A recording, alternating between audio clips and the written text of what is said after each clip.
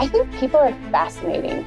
I love that there is a story behind the story. The journey is amazingly beautiful. Join me on this wild and crazy ride. Today, meet Sacha Pfeifer. She was living what seemed to be the almost perfect life. She is the wife to Justin and the mom to two small boys, Nico and Miles. In August of 2014, Sacha went to the doctor after feeling a lump in her right breast. Both the mammogram and ultrasound came back normal. Her doctor told her he was 99% sure it was nothing, but if she wanted to be sure, they could perform a biopsy. After a couple of weeks of putting it off, she decided to move forward and have the biopsy just for peace of mind. The results came back, and in September, at the age of 37 years old, she was officially diagnosed with DCIS, also known as stage 0 breast cancer. This meant she would not need chemotherapy or radiation, but would need surgery to remove the cancer. Due to the size of the affected area, combined with her being considered high risk because she was under the age of 45, it was recommended that she have a bilateral mastectomy. On October 28th, just 2 months after her first doctor's appointment, she had her first surgery to remove the cancer and insert tissue expanders that would make it possible for her to have reconstructive surgery that would later be performed in April the following year. Sacha was feeling extremely optimistic. The cure rate after surgery was 96%. She described these months of her life as a year changer, not a life changer. Let's talk about the day you decide to go in for a mammogram and what prompted you to do that. Yeah. So I was 37, and for a few weeks before that, I had noticed a small lump in my breast and kind of just sat with it for a little while, but knew kind of in the back of my head that it was not normal. I wasn't the type of person to have that happen. So finally, I just decided to go into the OBGYN and have her take a look. She took a look and didn't seem too concerned about it, but said, why don't we go ahead and get you a mammogram? And so that was the next step. Went and got a mammogram, which they didn't see anything, but they said, well, why don't we go ahead and give you an ultrasound? And the ultrasound didn't really show anything, but we're going to go ahead and biopsy just to be super sure. And his words were, I'm 99% sure this is nothing, but let's go ahead and give you the biopsy. And the results of that were that it was indeed cancer. It was DCIS is what they called it, stage 0. So, caught it very early, but it was cancer. So do you have a history of breast cancer in your family? My aunt, my mother's sister, had breast cancer when she was in her early 40s. So this is now about 20 plus years ago. There was a family history, but in subsequent genetic testing that I had to go through, it showed that we did not have the same type of cancer, and it was not genetic on either end. So you have it biopsied, they come back, they say it is cancerous. Mm-hmm. What's your frame of mind? What is your thought process at this point? My immediate response was a combination of shock because you hear that word, but also I knew it, right? The second I felt that in the back of my head, I knew it was something that was not normal for me. So quickly into panic mode, but then quickly just okay, what's the answer? What's the solution? Basically had 3 different doctors look it over, and everyone agreed that, it was stage 0 DCIS and that what needed to be done was a surgery. What were the differences between the doctors and the options that you had? Mm-hmm. The first team had really nice bedside manner, I guess. They were a little more personable. They made me feel like, my individual story was important. Mm-hmm. What really sold me was that the cancer surgeon said she could do the surgery and save my nipples, whereas the other team, the cancer surgeon said I would not do that. we would remove that definitely. And so, you know, as someone who's just taking all this in, as 37 years old, would you like to choose the version where you lose your nipples, or would you like to choose the version where you get to keep those? I'll choose that, you know, the version where I get to keep them. So aside from the fact that I happen to like those surgeons better from a meeting standpoint, I went with that team primarily because of that. The day you're going into surgery, your thought process is what? Yeah, my mind frame throughout the whole process was really almost a state of denial and almost a state of not, you know, this isn't really cancer. This is stage 0. Like, what does that really even mean? It's just a quick surgery. It's actually a boob job and I'm getting rid of cancer. Like, it's not the end of the world. It's, you know, just kind of a little diversion. But like, I now looking back realize I was definitely in a state of denial, and I didn't even really want to say that I had cancer because I didn't feel like that's what was happening to me.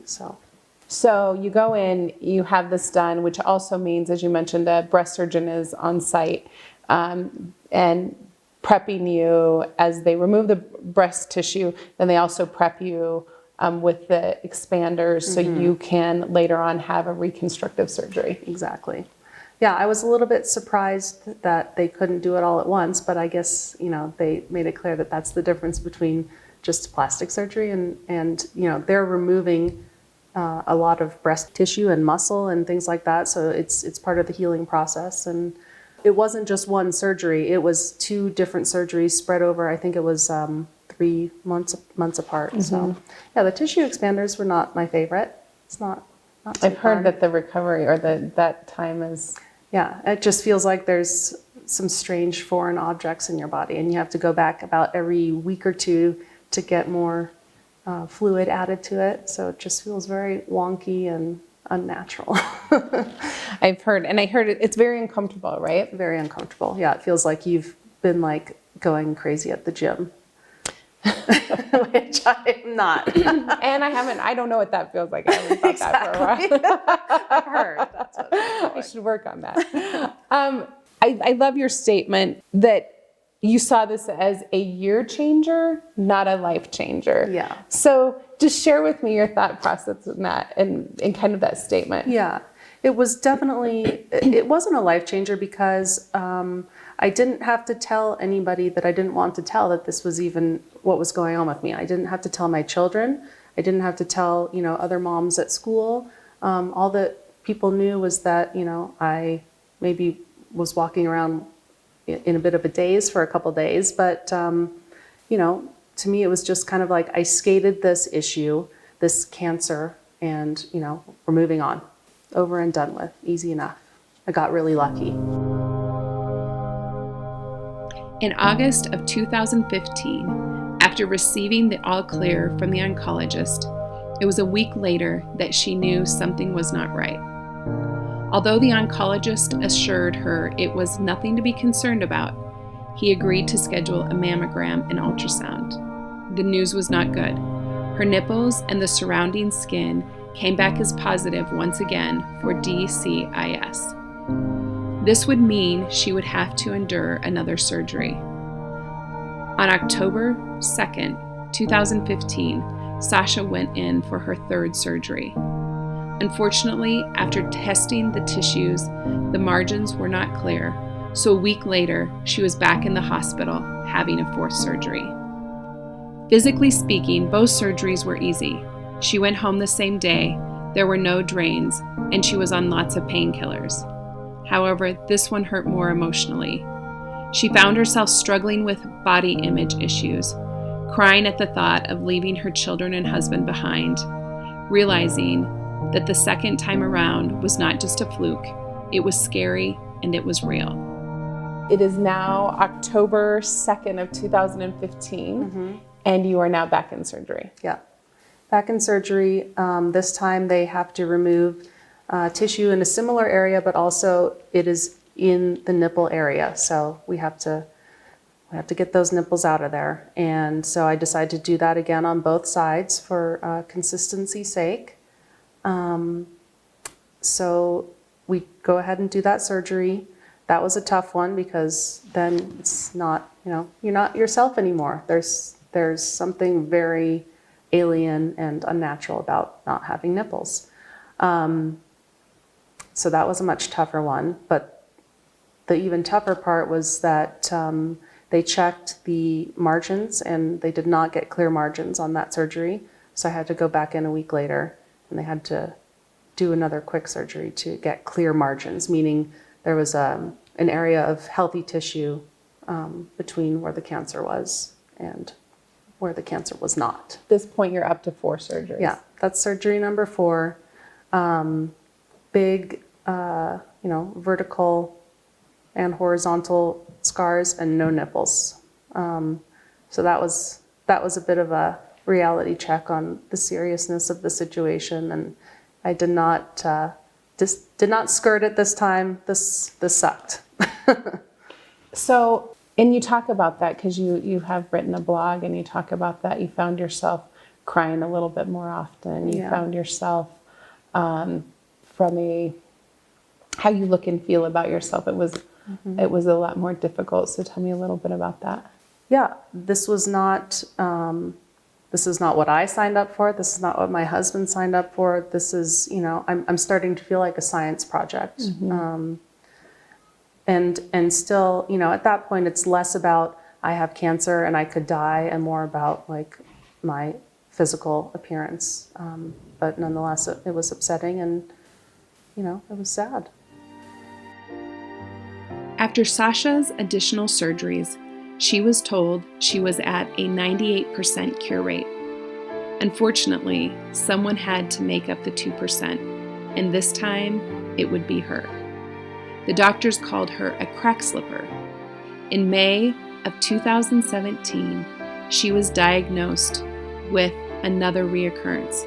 However, this time the treatment would be invasive. And in July of 2017, she began a year's worth of treatments. She would complete 18 weeks of chemotherapy, take immunotherapy drugs for a year, endure another surgery to remove the invasive tumor and lymph nodes, and after healing from surgery, she would complete 6 weeks of daily radiation treatments. My mom starts saying, when are you going to get that next round of scans? When are you going to check again? And I said, well, insurance pays for it once a year. The oncologist wants me to come back in a year. Like, can you just leave me alone and let me move on with my life? You're annoying me, Mom. Goodbye. I've dealt with this for years. And I was annoyed with her because it was just like, I don't want to talk about it anymore. I don't want to think about it anymore. I'm fine. What are the chances, right? Like, we have moved on. But she kept bugging me about it, and finally, Justin agreed and said, we're going to go get the scan, and if they don't cover it, we're paying for it out of pocket. I think we need to do this. And so we got an MRI and a CAT scan, and that showed something of concern. So that started the whole process of another mammogram, another ultrasound showed something of concern. Another round of several biopsies, and that confirmed it. It was back, and it was bigger, and it was stage 1 this time. So mother's intuition. Mother's intuition was right. As much as I hate to give her the credit, she was absolutely right. And I'm so glad I did it because, 6 months more could have been that much more advanced. So now you're on number 3. So now I'm on number 3. And again, I went back to my friend, the doctor at UCLA in Los Angeles for another second opinion on this because I did not want to have to go through all this. Yep. And he said to me, this is shocking.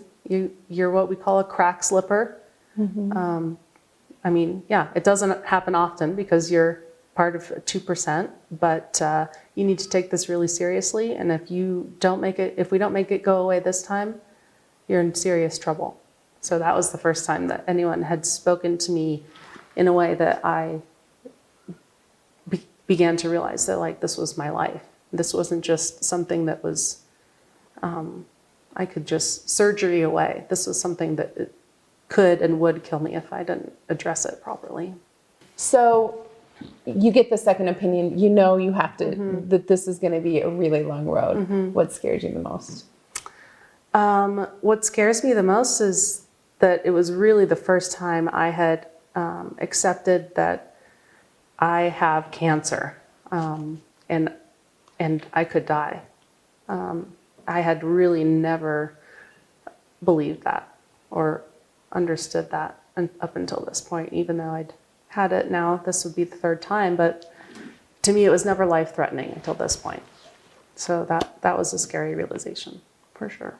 So what is the first process? So now the third time, third reoccurrence, they've confirmed it's in your body. It's a full-on process.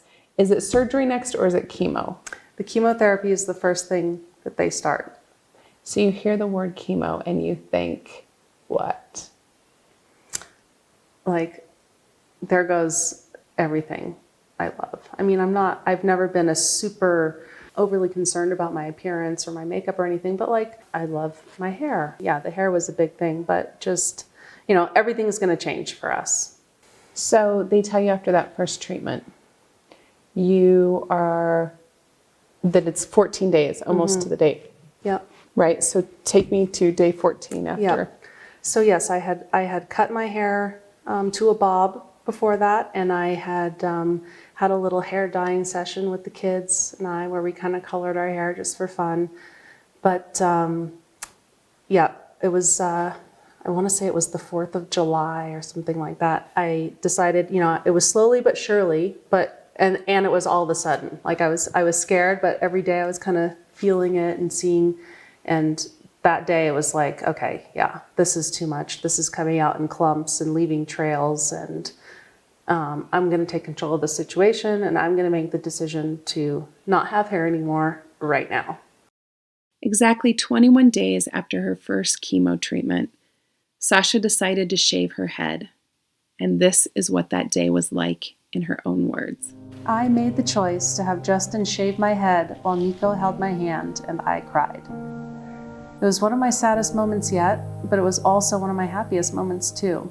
And although I know that people are beautiful inside and out, regardless of what kind of or amount of hair they have, I can now say from personal experience that I looked a lot better with hair.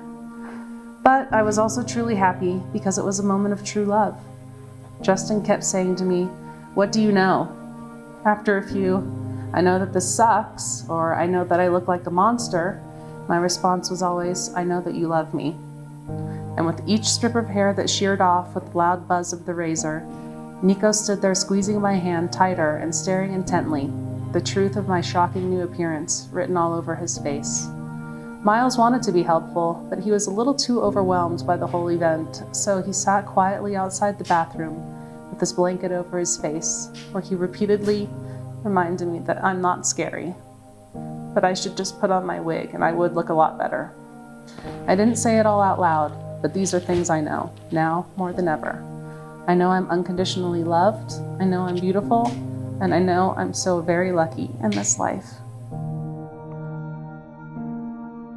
That was the worst. I mean, I would shave my head 10 times before going through. So I guess it takes away all your mucous membranes, so your nose has no barrier, so it just feels like it's burning and on fire all the time, as does the inside of your mouth, and things taste weird, and your eyes are always watering, your nose is always running. It was just my skin went crazy, your fingernails fall out. It was just one thing after the next, that your body is being poisoned, and there's no denying that. So it was shocking, one thing after the next, not to mention the, stomach stuff of not feeling well ever. So last day of chemo was September 26th of 2017. What are you thinking that day? The timing, exactly as I had planned, could not have been better, because we had, we'd gotten into this new house. The kids had gone to school. The family members had moved out and moved into their home. The painters were gone. Everything was kind of in its place, and kind of all the dust finally settled. And that day came kind of right when all of that happened. So it was okay, it worked. my plan worked exactly as I had thought. So that was really happy in that sense. But in another way, it was like, well, on to the next thing. Like this isn't over. It's not even close to being over. It may never be over, but So what is next? I think if I remember correctly, what you had 4 weeks to.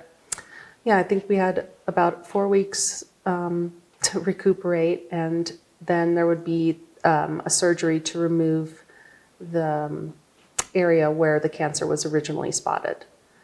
And then that was followed shortly thereafter by 5 weeks of radiation. And you describe that in your blog, the calm before the storm. Mm-hmm. So before you went into radiation, what were you thinking it was going to be, and what did it end up being? Well, it's funny that I wrote that at that time because I hadn't gone through it yet, I don't think, but some of the side effects of the radiation were, feeling a burn and feeling discomfort and things like that. But I had no idea that, now 2 years out, that the radiation has done much more damage than the chemotherapy or any of the surgeries. And why is that? It has destroyed all the tissue in the area all around my right breast, and it's permanent damage. And so now I'm left with either living with that or moving forward with more surgeries to try and fix it. So let's talk about that. So to date, you are cancer-free, I am right? cancer-free. And you have been cancer-free now for how long? It has been 2 years. So that 2 is the years. first time in this journey that it has been more than a year cancer-free. Again, this goes back to your blog, but you talked about when they told you at that year point you're cancer-free. What's going on in your head at that point? I don't know if there will ever be a sense of relief or a sense of like, yay, it's over now. I thought maybe 2 years, and it does feel better, or maybe 5 years or 10 years, but no, I don't think there will ever be a day where I'm completely convinced that it's over and it's never coming back.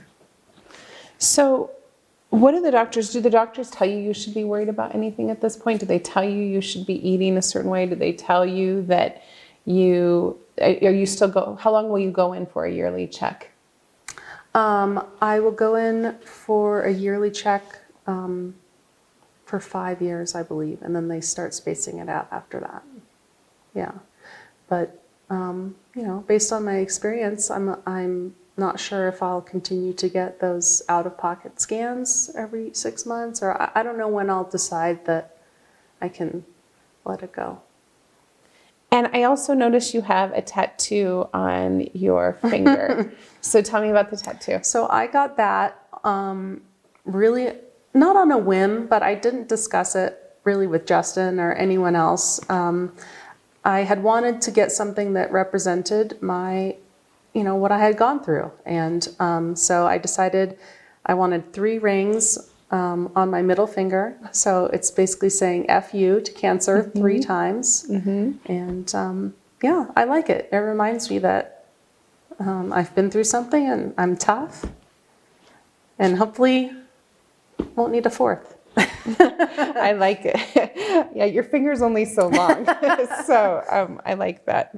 You mentioned this even in our conversation today, the why me. When were you the most angry why me? I feel like I just did not spend very much time in the why me phase. It just doesn't serve much of a purpose. Like I said, my personality is more accept what is happening and figure out the solution. The why me is not on the list that I can check off or cross off. So after each one, I would have that, a few moments perhaps, like, a drive home from the doctor's office crying to myself. But it was really mostly moments to myself and then time to keep going. Yeah. Did you have that one person that you could call and say, I'm mad and it's not fair, and I just I don't even want to talk about it today. And did you have that person you leaned on? I did. And yeah, I had different people that I spoke to on a regular basis. And the person that I called when I wanted to be pissed off and kind of have a more objective point of view is my best friend, Jenny.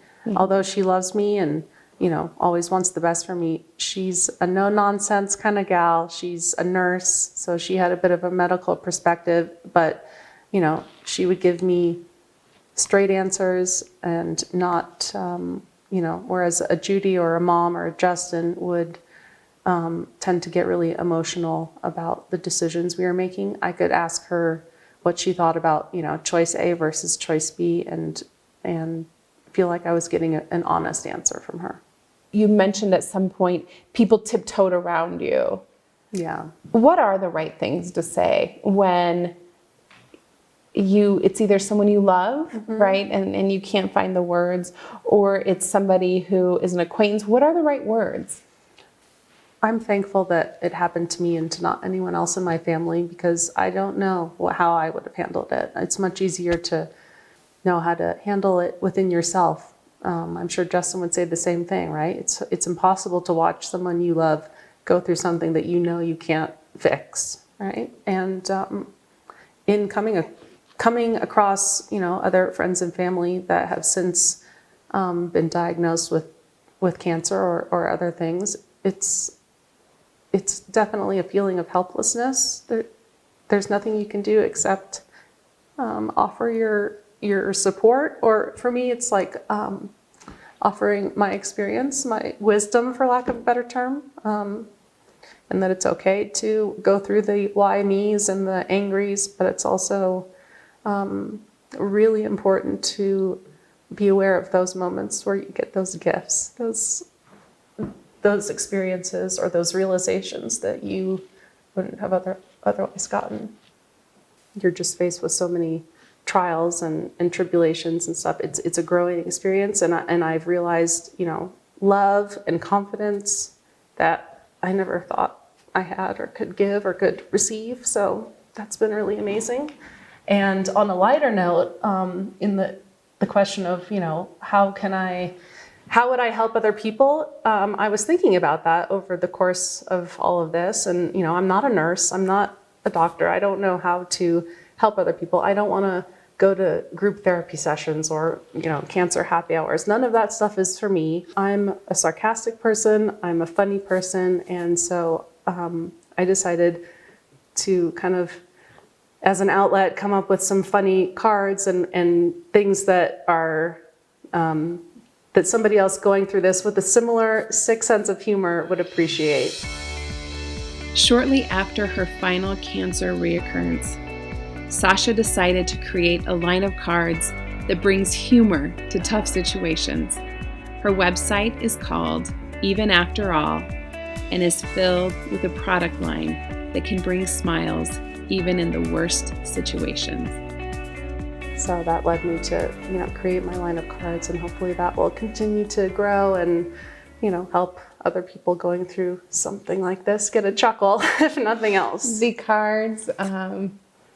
cards are amazing. Yeah. It is. I went through and read every single one of them. They are hilarious, and I think they are what each of us want to say at some different point. Yeah. But providing humor, laughter is good for the soul, Yeah. right? And just because you're sick or going through something doesn't mean you've lost your personality and especially your sense of humor. And when you say people tiptoe around you, you can't give this to your next door neighbor that you don't know that well, but you can certainly give these cards to your best friend because you know who they are. Yeah. Oh, I love them. They're so good. Kids. I think from that moment, we all find out that we're pregnant, right? There's this moment of you become very selfless, right? You have to start drinking. You have to start doing all these things from the moment you find out that you're pregnant.